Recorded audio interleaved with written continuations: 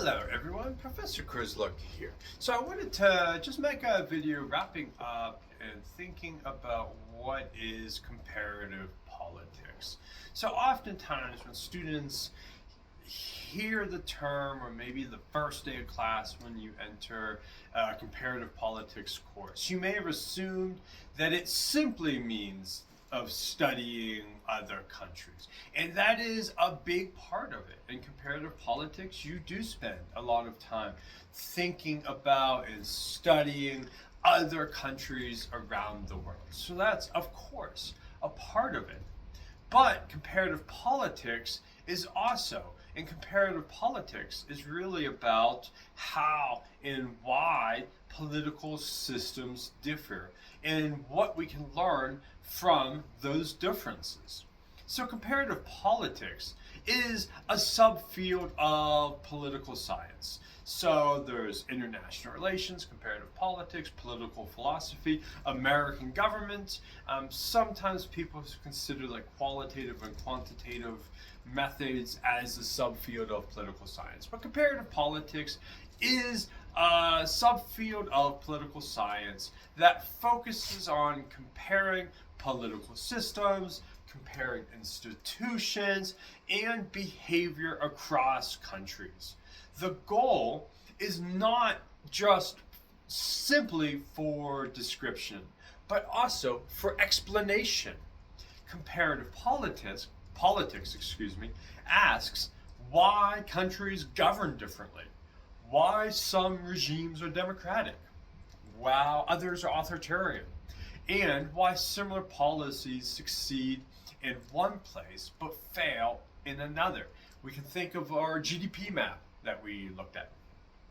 Why are some countries wealthy? Why have some countries grown into industrialized economies while others have not? So, at its core, comparative politics is about understanding variation.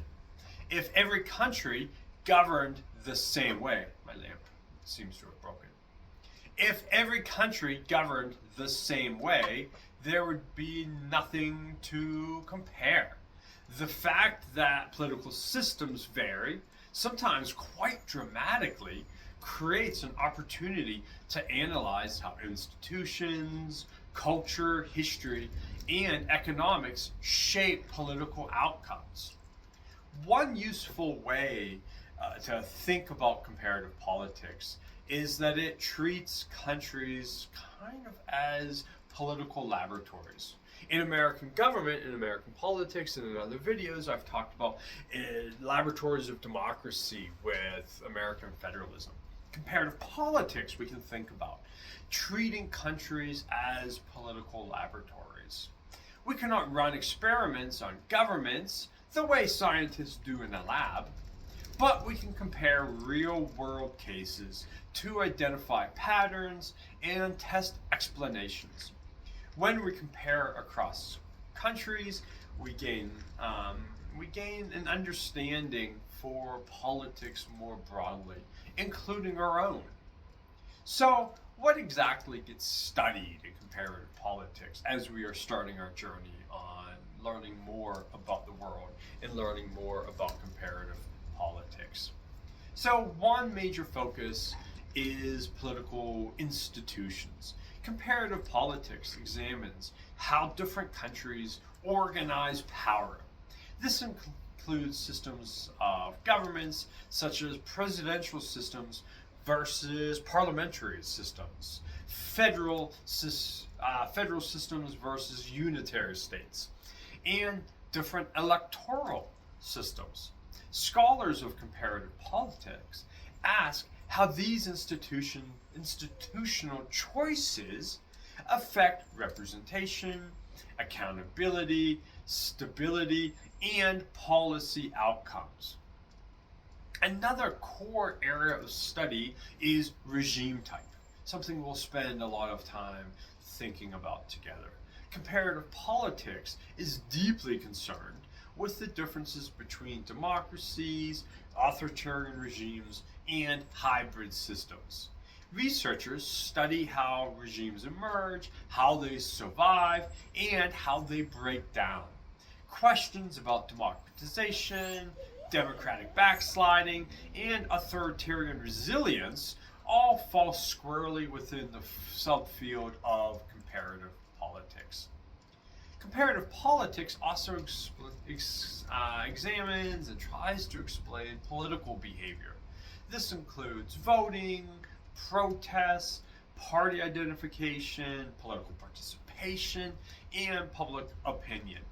Scholars compare how citizens engage with politics in different contexts and why participation looks very different across countries. A fourth major area is public policy and governance.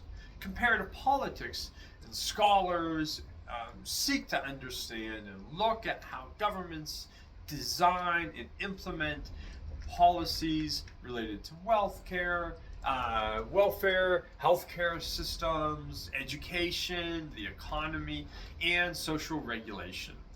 By comparing policy outcomes across countries, researchers can assess what kinds of political arrangements produce certain results and under what conditions. And finally, comparative politics pays close attention to conflict and political change. Revolutions, coups, civil wars, social movements, and protest activity are all studied comparatively to understand why some societies experience instability while others remain relatively peaceful. Importantly, comparative politics is not just about distant or unfamiliar countries. It also helps us understand politics closer to home. Comparing other systems oftentimes reveals features of our own political system that maybe we take for granted or we don't understand that not all countries work the same as ours. To see how comparative politics works in practice, we can think about a rather simple example. And throughout the semester, throughout the videos and our classroom discussions, we will oftentimes utilize case studies in other countries to see how these systems work around the world.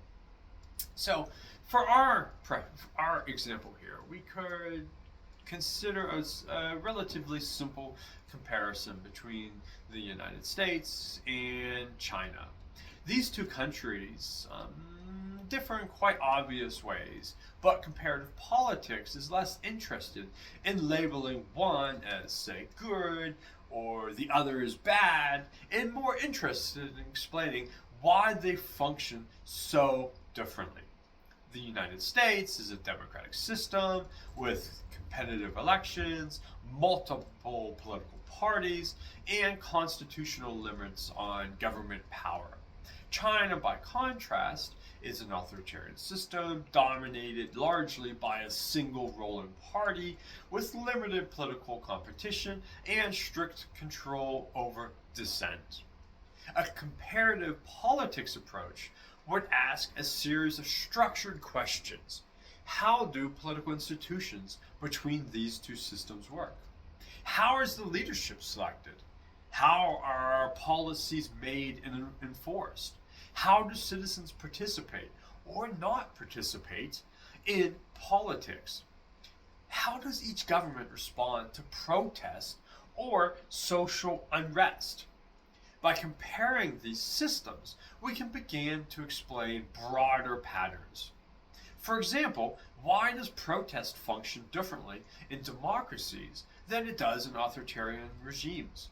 Why do authoritarian governments often emphasize control and surveillance, while democratic governments rely more heavily on elections or we rely on elections for political accountability? I guess that's an okay way to phrase it. Comparative politics also allows us to move beyond individual cases. By comparing many countries, not just two, not just the US and China, scholars can identify recurring patterns. For instance, we can study why some authoritarian regimes collapse while others endure, or why some democracies experience frequent protests while others do not. This comparative perspective is especially valuable because it helps us avoid overgeneralizing from a single case. Studying one country can make it difficult to distinguish what is unique from what is universal. Comparison gives us context. So another important point for students is that comparative politics is not just descriptive. It is also deeply theoretical. Scholars use comparisons to test explanations about how politics works. Does economic development promote democracy? Do certain electoral systems reduce polarization? Do strong institutions limit executive power? Comparative politics provides the evidence needed to evaluate these questions and these claims. Ultimately, comparative politics helps us understand that political outcomes are not inevitable. Different choices lead to different results. Institutions matter. History matters. Social forces matter. By comparing political systems, we gain a clearer sense of how power operates, how societies govern themselves, and how political change happens. And in doing so, comparative politics gives us tools not only to understand the world, but to critically reflect on our own political system. That is why comparative politics is, and why it matters for us to spend some time in the semester studying and learning about. Thank you.